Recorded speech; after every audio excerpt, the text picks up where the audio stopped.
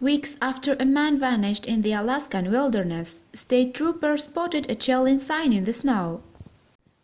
No one had heard from Tyson Steele in at least 23 days. He had been living in a remote cabin in the Alaskan wilderness for months, but his lack of communication eventually became a concern to his family.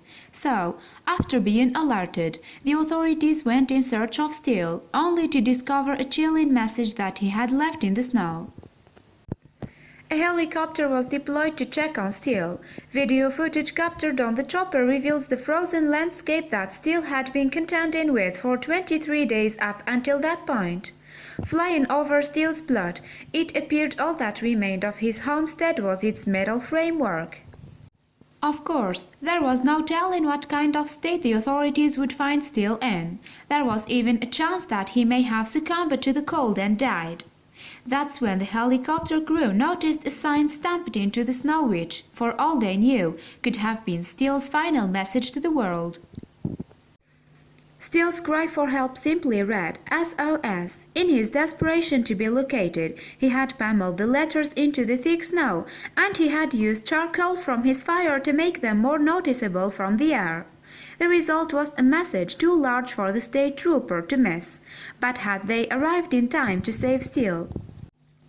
Video footage revealed how the welfare check on Steele panned out, and as the helicopter circled around the remains of the missing man's cabin, it suddenly picks up some movement in the snow. There, we can see Steele standing beside his SOS sign and waving his arms calmly above his head. Miraculously, Steele had somehow survived for 3 weeks in the Alaskan wilderness with minimal shelter from the harsh winter weather. And by the time state troopers located him, his weight had dropped by approximately 15 pounds. However, he had no signs of frostbite, nor had he sustained any major injuries. Following Steele's rescue, he was taken to the Alaska State Troopers Aircraft Section hangar in Lake Hood. He was treated to a shower and the meal he had been dreaming of during his time in the wilderness, a McDonald's combo meal number 2. Cleaned and fed, Steele then began to relay the details of his incredible survival. In the hours after his rescue, Steele told the DPS all about his ordeal. He revealed how the fire had cost him his home and his dog, and how he had managed to survive by building a makeshift shelter and eating his salvaged food rations. All in all, his experience has amounted to an epic story of survival. According to the DPS, Steele appeared healthy overall and energetic as he nursed a tall cup of McDonald's coffee. He seemed happy to talk, and certainly to have survived 22 or 23 days in the wilderness. However, the article did remark that Steele resembled Tom Hanks' character in the movie Cast Away.